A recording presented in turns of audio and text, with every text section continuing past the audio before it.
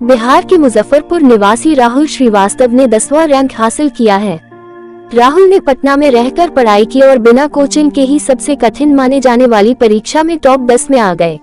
दोस्तों, सफलता और असफलता सिक्के के दो पहलू होते हैं। इनमें से जो दृढ़ता, कठिन मेहनत और परिश्रम के साथ अपने ऊपर विश्वास रखकर आगे बढ़ते हैं वह सफल जरूर होते हैं। टॉप 10 में शामिल हुए राहुल की संघर्ष की कहानी भी प्रेरणादायक है।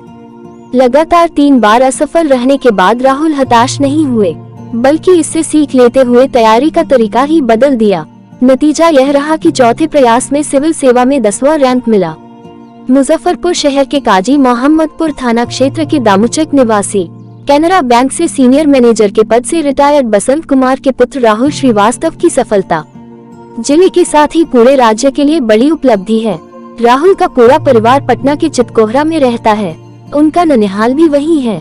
राहुल की प्रारंभिक शिक्षा पटना से ही हुई है। DAV पटना से 12वीं की पढ़ाई पूरी करने के बाद NIT त्रिची से वर्ष 2015 में इलेक्ट्रॉनिक्स में B.Tech किया। राहुल ने बताया कि B.Tech के बाद सिविल सेवा की तैयारी में जुट गए। उनकी मां मधुबाला सहाय गृहिणी है। बड़ी बहन मीनल चंद्रा की शादी हो गई है। राहुल ने एक इंटरव्यू में बताया कि पटना में माता पिता के साथ रहकर तैयारी कर रहे थे। UPSC 2022 की तैयारी शुरू करने से पहले मैंने खुद का आकलन किया। कुछ कमियां मिली तो उसे सुधारने का प्रयास किया।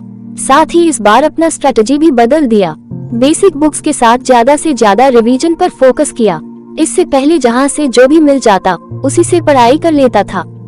2015 में B.Tech पूरा करने के बाद सिविल सर्विसेज में जाने का मन बनाया और तैयारी शुरू कर दी। इससे पहले 3 बार UPSC की परीक्षा में शामिल हुआ और असफलता मिली। अन्य कई परीक्षाओं में भी शामिल हुआ और सफल रहा। इसी वजह से कभी मन डिगा नहीं और हर बार अधिक उत्साह से लक्ष्य हासिल करने में जुट जाता। UPSC की तैयारी के लिए मैंने सेल्फ स्टडी का ही विकल्प चुना था। पटना में मम्मी पापा के साथ रहते हुए खुद से तैयारी कर रहा था। कुछ स्टडी मटेरियल ऑनलाइन भी उपलब्ध थे, जिससे काफी सहयोग मिला। इन्होंने इसके अलावा बताया कि सोशल मीडिया पर ज्यादा सक्रिय नहीं हूँ, केवल न्यूज या करंट अफेयर्स से अपडेट रहने के लिए ही इस्तेमाल करता हूँ। फेसबुक, इंस्टाग्राम सहित अन्य प्लेटफॉर्म को लेकर कोई रुचि नहीं है और रोजाना औसत 5 से 6 घंटे ही पढ़ाई करता था। कभी कम तो कभी ज्यादा भी हो जाता था। हमेशा यही प्रयास रहा कि जितनी देर भी पढूं एकाग्र होकर पढूं। जो भी विषय पढ़ता उस पर पूरा फोकस रखता था।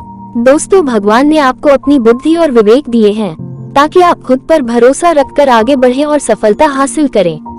अगर आप खुद पर और अपनी योग्यता पर विश्वास रखते हैं तो आज नहीं तो कल आपको सफलता जरूर मिलेगी। यदि आप अपनी सफलता की उम्मीद दूसरों से लगा रखे हैं तो आप असफल होने के लिए तैयार भी रहें।